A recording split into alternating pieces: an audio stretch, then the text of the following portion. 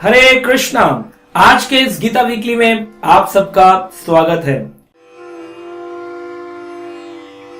और आज हम एक विशेष प्रश्न लेने वाले हैं।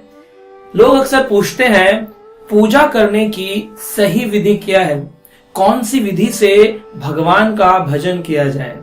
तो भगवान श्री कृष्ण ने भगवत गीता के 7वें अध्याय के 20 नंबर श्लोक में इस बात का व्याख्यान किया है कि भगवान को किस प्रकार की पूजा विधि पसंद है। भगवान कहते हैं कामेस्तेस्तेर्हत ज्ञाना प्रपद्यन्ते अन्य देवता ताम ताम नियमस्थाय प्रकृत्या नियता स्व्या। भगवान कहते हैं कामेस्तेर्हत ज्ञाना, जिन लोगों की बुद्धि इच्छाओं से, कामे मतलब कि इच्छाएं, कई प्रकार की इच्छाएं हमारे मन में होती हैं और उन इच्छाओं की पूर्ति के लिए ही प्रपद्यन्ते अन्य देवताओं की शरण में जाते हैं। तो कई बार लोग प्रश्न पूछते हैं कि कितने देवता हैं? 33 करोड़ देवता हैं। अब जैसे हम कभी 33 करोड़ देवताओं का नाम लेते हैं, तुरंत ही लोग प्रश्न पूछते हैं अजी 33 करोड़, लेकिन व्हाट्सएप में तो मैंने पढ़ा था कि 33 कोटि देवता होते हैं, सिर्फ 33 प्रकार के हैं, बाकी सारे तो उनकी अभिव्यक्तियां हैं। तो उनसे प्रश्न पूछना चाहिए, जरा वो 33 कोटि को एक बार चेक करें। उन 33 कोटि में कितने प्रकार के देवता बताए गए हैं? देवता बताए गए हैं आदित्य होते हैं, उसमें बताए गए हैं कि वसु होते हैं, सिर्फ इस प्रकार से रुद्र होते हैं। कुछ ही देवताओं का वर्णन है। आप जानते नहीं है, श्रीमद् भागवत में वर्णन है कि हजारों रुद्र अवतार का वर्णन किया गया है, हजारों विष्णु अवतार का वर्णन किया गया है। भगवान श्री कृष्ण से हजारों ब्रह्मांडों में, अनगिनत ब्रह्मांडों में विष्णु अवतरण लेते हैं। हर ब्रह्मांड में इंद्र होते हैं और एक एक ब्रह्मांड के अंदर इंद्र है, वरुण है, गरुण है, अरुण है। क्या करेंगे इनका? वरुण देवता जल के देवता, अरुण देवता सूरज के जो आगे लालिमा आती है उस रथ को चलाने वाले उनके सारथी हैं अरुण देव। उनके भगवान विष्णु के वाहन हैं गरुण देव। और जल के देवता हैं हवा के पवन देवता। इन सारे देवताओं का क्या होगा? अगर कोई व्यक्ति अब 33 करोड़ देवताओं का भजन पूजन करने जाए तो पूरा जीवन ही निकल जाएगा।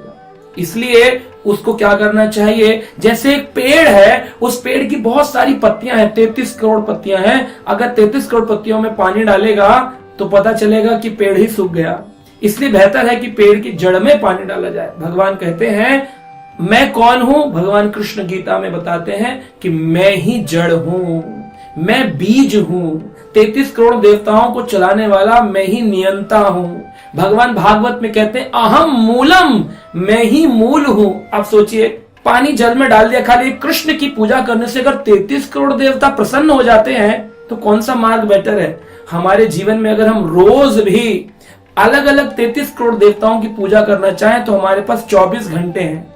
उन 24 घंटों में अगर हम पर सेकंड भी किसी एक देवता की पूजा करें तो तकरीबन 8600 सेकंड ही हमारे पास हैं, जब हम भगवान का एक देवताओं को पर सेकंड में पूछ सकते हैं। अगर हम सांस की बात करें तो हम दिन में 25,000 के करीब एक सांस लेते हैं, तो हम 25,000 देवताओं को रोज पूछ सकते हैं।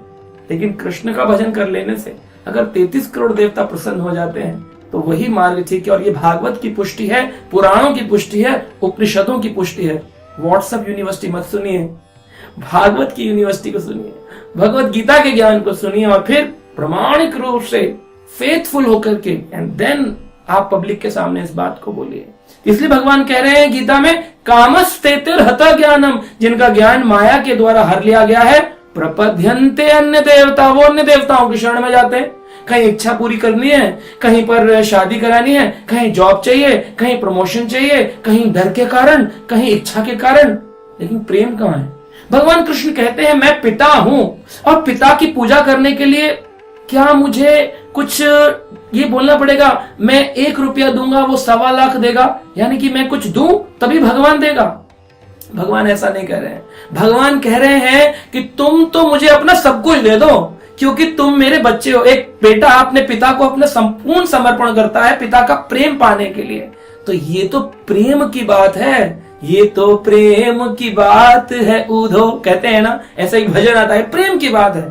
तो उद्धव जी को भगवान कृष्ण कहते हैं तुम नहीं समझोगे उद्धव, क्योंकि गोपियां जो हैं वो मुझसे प्रेम करती हैं, विदुर जो है वो मुझे प्रेम करते हैं। मुझे दुर्योधन के 56 भोग नहीं चाहिए, मुझे तो विदुर जी के वो साग, वो केले के छिलके ही अच्छे लगते हैं विदुरानी के। तो यहाँ प्रेम की बात है। भगवान से प्रेम करने की जो विधि है वो विधि हमारी परंपराओं के द्वारा सिखाई जा रही है, वैष्णव संप्रदायों के द्वारा, इस्कॉन के माध्यम से लोग सीख रहे हैं। और भगवान कहते हैं ताम ताम नियम स्थाया प्रकृति नियता स्वया।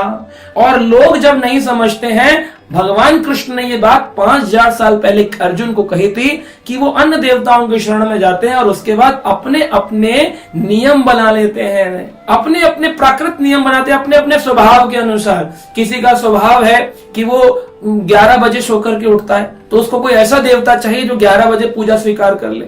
कोई रात को जगता है तो कहता है नहीं हम तो जी शमशान की पूजा करेंगे। तो ये 3 प्रकार के गुण होते हैं, सतोगुण, रजोगुण, तमोगुण। रजोगुण, तमोगुण, सतोगुण, इन 3 गुणों में 3 प्रकार के स्वभाव, और इन 3 प्रकार के स्वभाव का पूरा क्लस्टर बन जाता है, आपस में क्रिस क्रॉस हो जाते हैं। 3 को 3 से गुणा करो 9, 9 को 9 से गुणा करो 81, 81 को 81 से गुणा करो, अनलिमिटेड प्रोबेबिलिटीज आ जाएंगे आपके सामने। आप कहेंगे कितने गुण हैं? जैसे 3 ही रंग होते हैं लेकिन उन 3 रंगों से असंख्य रंग बन जाते हैं, बेसिक कलर 3 है। वैसे ही आप देखिए 3 गुणों से असंख्य स्वभाव बन जाते हैं। और भगवान कह रहे हैं प्रकृत्याय, अपने अपने प्राकृतिक स्वभाव के अनुसार अपने अपने विशेष विधि विधान बना लेते हैं। कोई कहेगा कि जी हम तो लाल टीका लगाएंगे, कोई कहेगा हम काला लगाएंगे, कोई कहेगा सफेद लगाएंगे। लेकिन कृष्ण कह रहे हैं अगर कोई मेरी गीता के अनुसार जीवन जीने लग जाए 33 करोड़ देवता प्रसन्न हो जाएंगे। उस व्यक्ति को और कुछ इच्छा मांगने की जरूरत नहीं है, क्योंकि मैं संपूर्ण इच्छाओं को पूरा करने वाला परमेश्वर हूँ। भगवान ने यही चीज विराट रूप में अपने अर्जुन को दिखाई, पूरे शरीर में अनेक अनेक देवताओं को दर्शन कराया। अर्जुन देखकर घबरा गए, बोले अरे भगवान आपके अंदर तो मतलब सब कुछ विराजमान है, सारे देवता आपके अंदर। बोले हाँ, फिर अपने विधि विधान मत बनाओ, क्योंकि मैं सारी इच्छा पूरी करने वाला हूँ। कई लोग सोचते हैं शायद कृष्ण भगवान की पूजा करके तो खाली मोक्ष ही मिलता है, तो ये गलत बात है। श्रीमद् भागवत के अंदर आया है अकामा वा सर्व कामा वो मोक्ष कामा उदारधी तीव्रेण भक्ति योगेन यजेता पुरुषम परम। अगर कोई व्यक्ति अकामा हो, यानी कि कोई कामना ना हो, अकामा सर्व कामा, सारी की सारी कामनाएं ही क्यों ना हो, या फिर मोक्ष कामा, चाहे मोक्ष की कामना ही क्यों ना हो, अकामा सर्व कामा मोक्ष कामा उदारधी तीव्रेण भक्ति योगेन, उसको तीव्रता से हरि नाम का जाप करना चाहिए, गीता का पाठ करना चाहिए। तीव्रेण भक्ति योगेन यजेत पुरुषम परम, उस परम पुरुष कृष्ण का भजन करना चाहिए। ये मार्ग भगवान कृष्ण ने अर्जुन को सिखाया।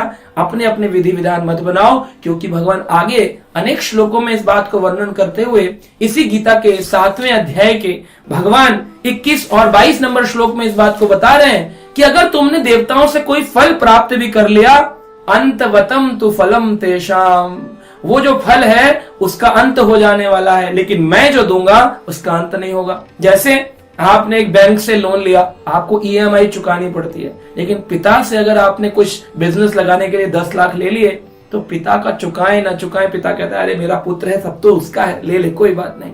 ऐसे कृष्ण देते हैं तो कोई इसकी व्यक्ति के ऊपर ये नहीं कहते अरे मैंने तुझे दिया अब इसका मेरे लिए ईएमआई पे करे। ऐसे ही गोवर्धन पूजा के अंदर आप देख सकते हैं, लीला में लोग इंद्र की पूजा करते थे, वो देवता था, लेकिन एक बार पूजा नहीं करी, एक बार ईएमआई पे नहीं करी, बारिश कर दी, पूरा वृंदावन पानी पानी जलमग्न। कृष्ण ना होते तो कौन रक्षा करता। यही शिक्षा कृष्ण ने अपनी गोवर्धन लीला में दी। इन सारी पूजाओं का जड़ है इच्छाएं। इच्छाओं के कारण जाते हैं लोग मंदिरों में, लेकिन जाना है अपने पिता परमेश्वर कृष्ण से प्रेम व्यक्त करने के लिए। हरे कृष्ण महामंत्र का जप करिए, गीता पढ़िए, गीता वीकली सुनिए, यही प्रेम की अभिव्यक्ति है। पिता को इसी जीवन में पा जाइए, अपनी इच्छाओं को दूर हटाइए। हरे कृष्णा।